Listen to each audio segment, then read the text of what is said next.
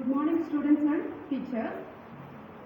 Now, good morning. Now we talk about success. Success can be viewed as a measure of satisfaction and happiness you have in the major part of your life. Success doesn't have any course of events. For example, it makes two differences. What you were in the present, it's important what you are in the past.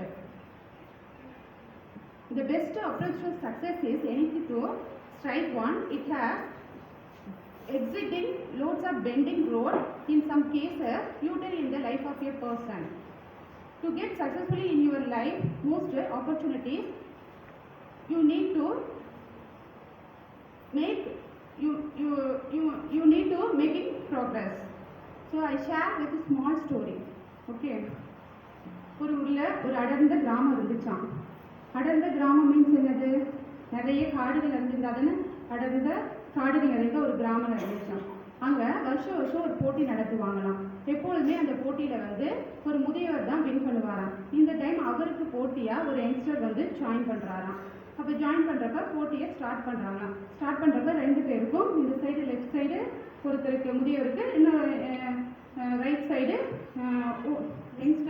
யங்ஸ்டருக்கு கொடுக்குறாங்களாம். கொடுக்குறப்ப போட்டி start ஆகிடுச்சு. ரெண்டு பேரும் மரம் வெட்டிகிட்டு இருக்காங்களாம். மரம் வெட்டிகிட்டு இருக்கிறப்ப sound கேட்குள்ள, மரம் வெட்டுற சவுண்டு கேட்குள்ள, அந்த மாதிரி சவுண்டு கேட்டுகிட்டே இருக்கான். கேட்டுகிட்டே இருக்கிறப்ப 1 hour ஒன்ஸ் சவுண்டு அந்த ஓல்டு மேன் வெட்டிகிட்டு இருக்க சவுண்டு நின்றுச்சான்.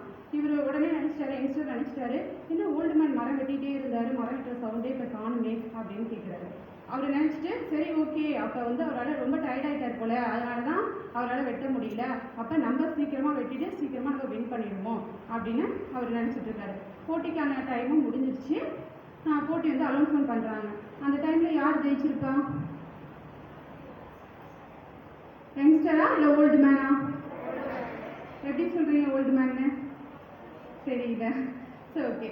ஸோ அகைன் எப்பொழுதும் போலயே அந்த முதியவர் தான் ஜெயிச்சிருக்காரு, அந்த ஓல்டு மேன் தான் ஜெயிச்சிருக்காரு. ஸோ இவருக்கு டவுட் ஆயிடுச்சு, நம்ம தானே கண்டினியூஸாக மரம் வெட்டிக்கிட்டே இருந்தோம், அப்படி இருக்கிறப்ப எப்படி ஓல்டு மேன் ஜெயிச்சாரு, நம்ம அவர்கிட்டே போய் கேட்போம் அப்படின்னு சொல்லிட்டு கேட்குறாரு. அப்படி கேட்குறப்ப அவர் சொல்கிறாரு, நான் 1 hour ஒன்ஸ் ரெஸ்ட் எடுத்துட்டு இருக்கேன்னு நீங்கள் நினச்சிட்டு இருந்தீங்க, அதுதான் இல்லை, என்னோட கோடாலியோட முனை ஷார்ப் மங்கி போயிட்டே இருந்தது. அந்த டைமில் நான் அதை என்ன பண்ணிட்டேன், ஷார்ப் பண்ணிக்கிட்டே இருந்தேன்.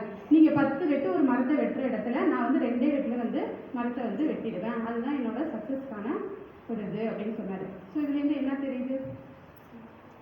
ஸோ நம்ம எப்பொழுதுமே சக்ஸஸ்க்கான மோட்டிவ் என்னன்னா, எப்பொழுதும் என்ன செய்யணும் நம்ம திங்க் பண்ணிகிட்டே இருக்கணும். அப்போ தான் நம்ம வயசானா கூட நம்மளால் என்ன பண்ண முடியும், ஜெயிக்க முடியும். ஸோ எக்ஸாம் அப்படின்னா அந்த டைமில் மட்டும் புக் எடுக்காமல் எப்பொழுதுமே புக் எடுத்துகிட்டு இருக்கணும். ஓகேவா?